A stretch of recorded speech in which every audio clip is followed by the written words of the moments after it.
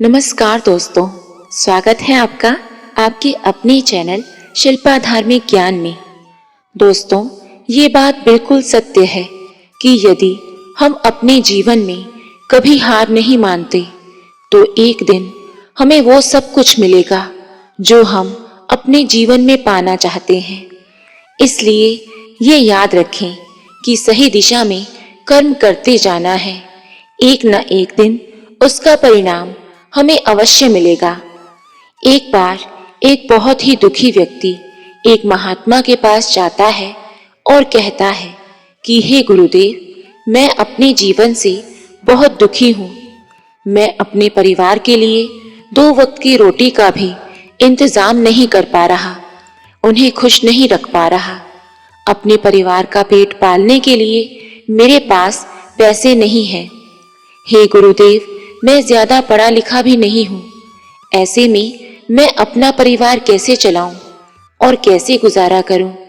अब तो मुझे ऐसा ख्याल आता है कि मैं अपने आप को ही खत्म कर दूं। हे गुरुदेव, आप इतनी साधना करते हैं, इतनी तपस्या करते हैं, कृपा करके आप मुझे कोई ऐसा रास्ता बताएं जिससे मैं अपने बुरे वक्त से बाहर आ सकूं और जिंदगी को अच्छे तरीके से जी सकूं। तो दोस्तों, उस गरीब व्यक्ति की बात सुनकर वो महात्मा मुस्कुराए और कहने लगे कि बेटा, क्या तुम एक काम करोगे? तो उस व्यक्ति ने महात्मा के आगे हाथ जोड़ दिए और कहा, गुरुवर, आप जो काम कहेंगे मैं वो करूँगा, कृपया बताएं। तो महात्मा कहने लगे, वो सामने पहाड़ी देख रहे हो? उस पहाड़ी पर एक कुटिया है, परंतु उस कुटिया के पास चींटियों का घर है जहां लाखों करोड़ों चींटियां रहती हैं और वो चींटियां उस जमीन की उपजाऊ शक्ति को खराब कर रही हैं, जिस कारण वहां पेड़ पौधे या घास नहीं उग पाती। तुम्हें एक काम करना है, तुम्हें 10 दिन तक हर रोज उस पहाड़ी पर जाना है और उन चींटियों के घर को तोड़ देना है।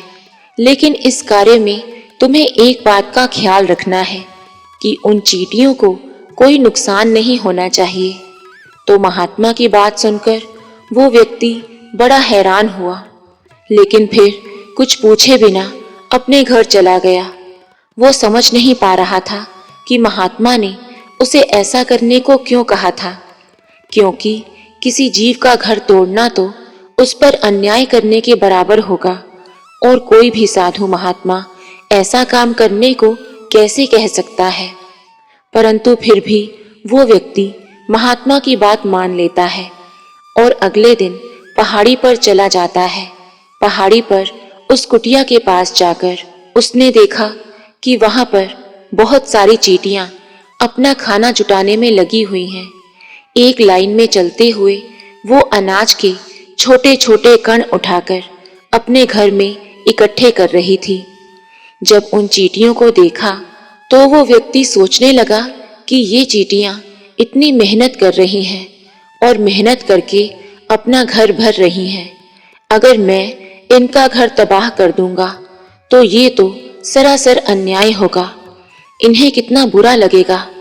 परंतु फिर उसे महात्मा की बात याद आई और उसने चींटियों का घर तोड़ना शुरू कर दिया। सारी चींटियां डर के मारे इधर उधर भागने लगी। वो अपनी जान बचाने के लिए यहाँ वहाँ दौड़ रही थी। वो व्यक्ति ये देखकर बड़ा दुखी हुआ और फिर अपने घर लौट आया। आज वो बहुत परेशान था, दुखी था। घर जाकर सोचने लगा कि चींटियों का घर तो तबाह हो चुका है, अब वापस अगले दिन उस पहाड़ी पर जाकर क्या फायदा है, क्योंकि उनका घर तो तहस नहस हो चुका है। परंतु महात्मा ने कहा था, इसलिए फिर भी वो अगले दिन वापस उसी पहाड़ी पर पहुंच गया जहां वो सुबह गया था और उसने जाकर उस जगह पर देखा तो वो चौंक गया। वो ये देखकर हैरान था कि चींटियों ने उसी जगह पर अपने घर वापस खड़े कर लिए थे। वो फिर से अपने घरों में इकट्ठा करने के लिए सामान जुटाने लगी थी। ये देखकर वो युवक सोचने लगा कि ये चींटियां कितनी मेहनती हैं, इन्हें पता है कि कल ही इनका घर यहीं पर तबाह हुआ था, फिर भी उन्होंने यहाँ वापस अपना घर बनाया। ये देखकर वो युवक बड़ा प्रभावित हुआ। अब महात्मा के कहने के अनुसार उसने फिर से चींटियों का घर तबाह करना शुरू कर दिया। फिर से चींटियों में हलचल मचनी शुरू हो गई और अपनी जान बचाने के लिए उनमें फिर से भगदड़ मच गई। आज उनके घर फिर से नष्ट हो चुके थे। अब वो युवक ये सोच रहा था कि अब तो मैंने उनके घर अच्छे से तबाह कर दिए हैं, अब चींटियां यहाँ पर वापस अपना घर नहीं बना पाएंगी। जाने से पहले उसने वहां पर पानी भी डाल दिया ताकि वो दोबारा अपना घर वहां ना बना सके। रात को सोते हुए सोच रहा था कि जो महात्मा ने उसे करने को कहा था, क्या वो ठीक था? किसी का घर तोड़ना अच्छा काम तो नहीं है। फिर सोचने लगा कि क्या पता वो महात्मा पहुंचे हुए महात्मा हो ही ना, क्या पता वो मुझे बेवकूफ बना रहे हों।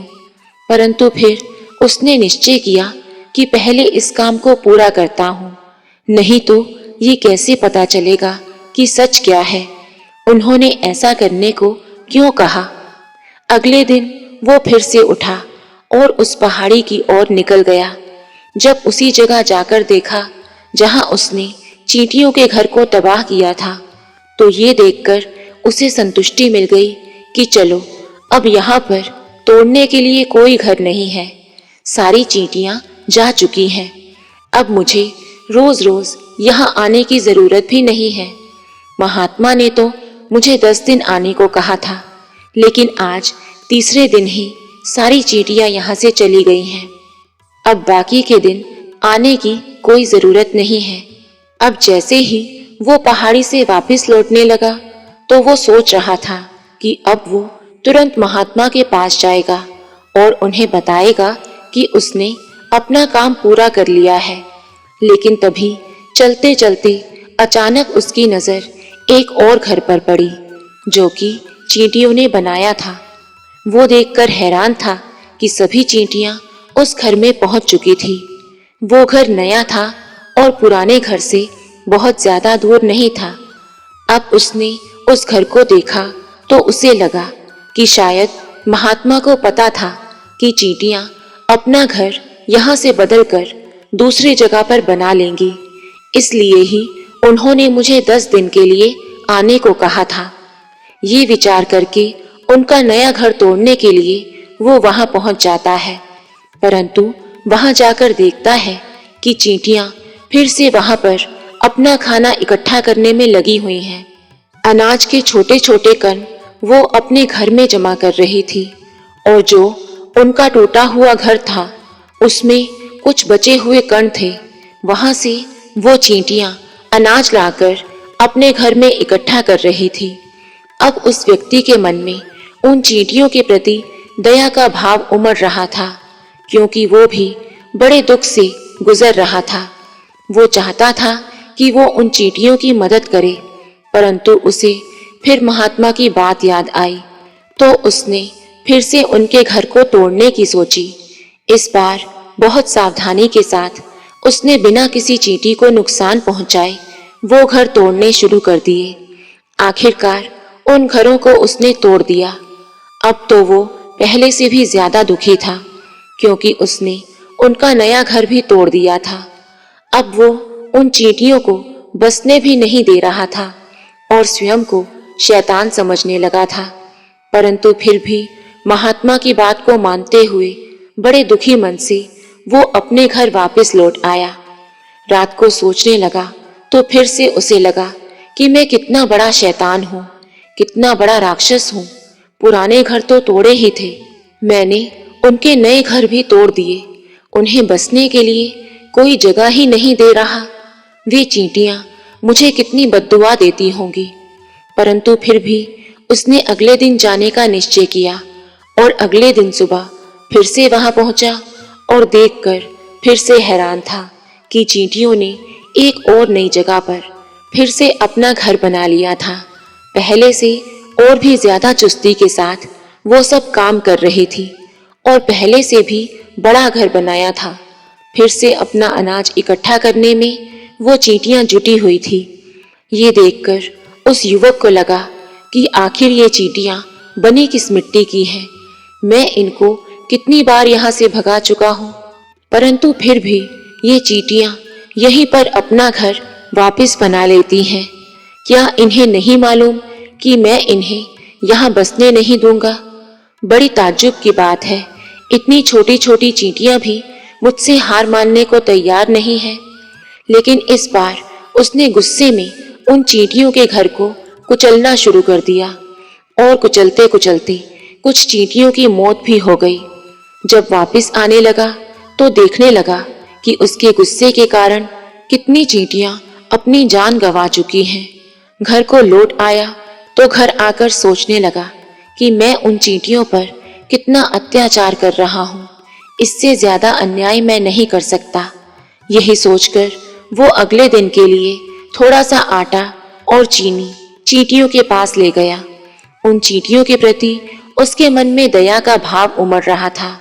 वो उनकी मदद करना चाहता था। जब वो वहां पर पहुंचा तो चींटियां फिर से अपने घर को बनाने में जुटी हुई थी और सामान इकट्ठा कर रही थी।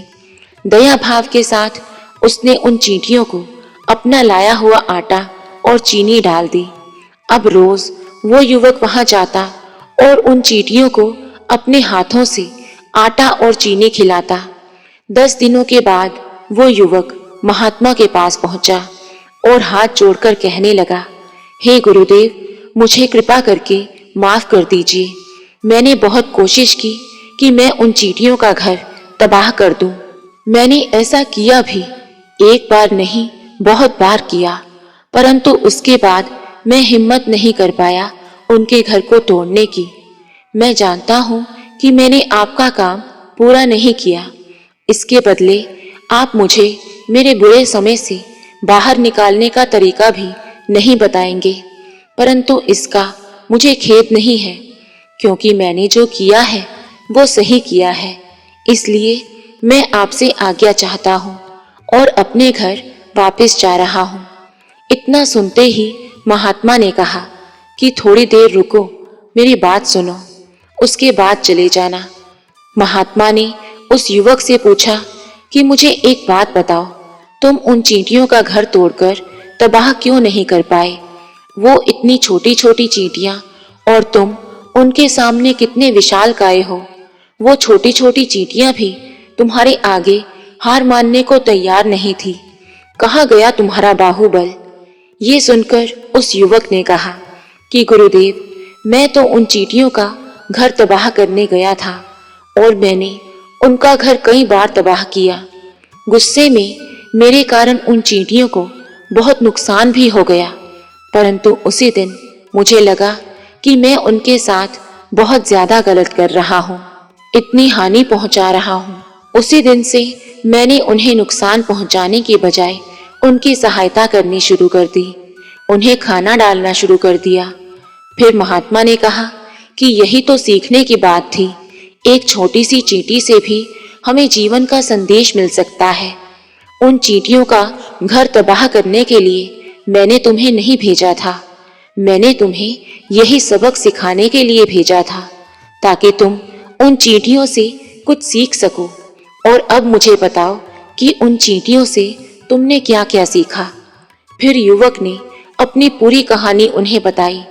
तो पूरी कहानी सुनने के बाद महात्मा मुस्कुराने लगे और बोले कि पहली सीख जो इन चींटियों से लेने की थी वो ये थी कि कितनी ही बार तुमने उनके घर तोड़ने की कोशिश की ताकि वो दोबारा से घर ना बना सके। उनके घर तबाह हो गए, लेकिन फिर भी उन्होंने हार नहीं मानी। फिर भी हर बार उन्होंने अपना नया घर बनाया। अगर वो हार मान जाती तो वो चींटियां वहां पर ना मिलती। जीवन तो काम करने का नाम है, लेकिन हम तो एक बार ही हार मानकर हताश हो जाते हैं और फिर प्रयास ही नहीं करते। कुछ लोग अपना जीवन खत्म करने पर उतारू हो जाते हैं, परंतु यदि हम जानवरों में देखें कि वो स्वयं अपना जीवन खत्म नहीं करते। तुमने कभी नहीं सुना होगा कि किसी जानवर ने आत्महत्या कर ली। चाहे वो कितना ही भूखा क्यों ना हो।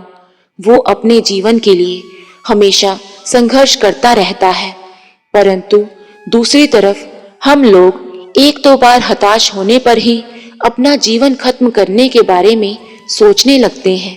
लेकिन बेटा, मृत्यु तो आखिरी विश्राम है, इसलिए मृत्यु से पहले काम करना सीखो। मृत्यु के बाद तो हम विश्राम में चले ही जाएंगे, लेकिन मरने से पहले काम करना मत छोड़ो। निराश होने की कोई आवश्यकता नहीं है। अगर एक घर टूटा है तो दूसरा घर बनाने की कोशिश करो। कोशिश करने वालों की कभी हार नहीं होती। उन चींटियों से तुम इतना तो सीख चुके हो कि वो चींटियां देखने में तुमसे कितनी छोटी हैं, लेकिन उनका मन तुम्हारे मन से कितना ज्यादा मजबूत है, कितना दृढ़ संकल्प वाला है, कितना विशाल है कि इतनी बार घर टूटने के बाद भी वो चींटियां तुमसे हार नहीं मान रही थी। दूसरी सीख इस बात से हमें ये मिलती है कि जब भी हमारे ऊपर बुरा समय आता है, हम ये सोच लेते हैं कि ये समय कभी नहीं जाएगा, मुझे जीने नहीं देगा, मेरे जीवन को बर्बाद कर देगा।